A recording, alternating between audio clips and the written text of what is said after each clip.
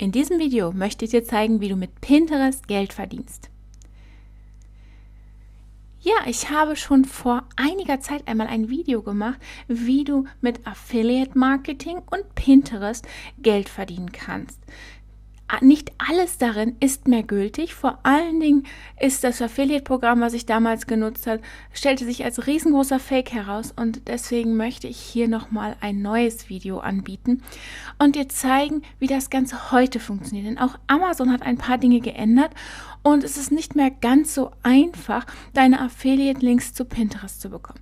Ich habe mir jetzt hier mal ein Mikrofon ausgewählt, das möchte ich mir kaufen und das möchte ich jetzt auf Pinterest posten.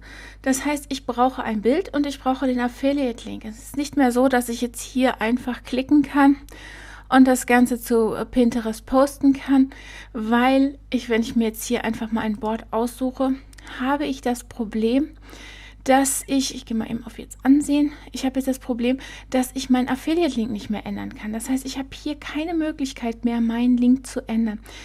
Das können wir aber umgehen. Ich lösche den Pin nochmal und mache das zu, indem wir ganz einfach erst einmal Screenshot hiervon machen. Also das Doofe ist wirklich, dass man jetzt das Ganze von Hand machen muss, aber das ist alles machbar. Also ich mache mal einen Screenshot hier von meinem Bild.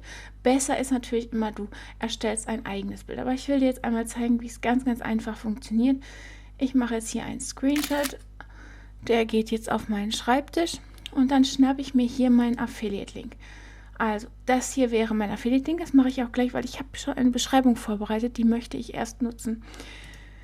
Dazu gehe ich jetzt hier einmal auf Erstellen und jetzt sage ich Pin oder Produkt erstellen und lade mein Bild hier hoch. Im Idealfall würde ich der ganzen Sache noch den richtigen Namen geben. Also besser wäre, wenn ich das Ganze jetzt hier mit Kondensator, Mikrofon, Rode oder sowas benennen würde. Einfach für SEO.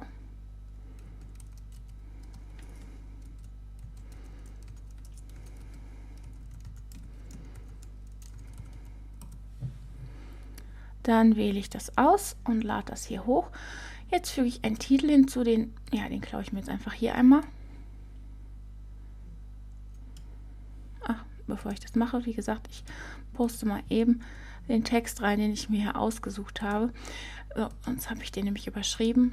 Und jetzt kommt hier einfach mein Titel hinzu und dann hole ich hier meinen Affiliate-Link.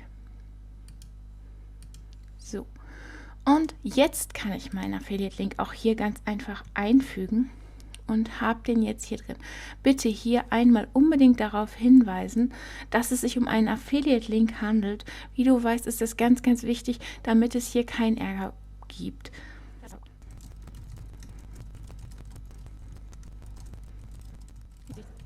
Ja, ich finde immer ganz wichtig zu sagen, dass es sich dabei ohne Nachteile für den Käufer handelt, weil es ist ja nicht teurer, ne? Wenn jemand über meinen Affiliate-Link kauft, ist es nicht teurer.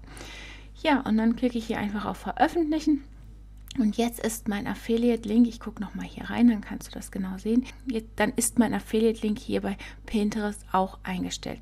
Ja, es ist natürlich nicht mehr so ganz so einfach und wenn du das jetzt öfters am Tag machst, dann wird es natürlich schwierig, ich weiß nicht, aber ein wenig zeitaufwendiger. Worauf ich dich allerdings noch hinweisen möchte, ist, dass das nicht die beste Art des Affiliate-Marketings ist.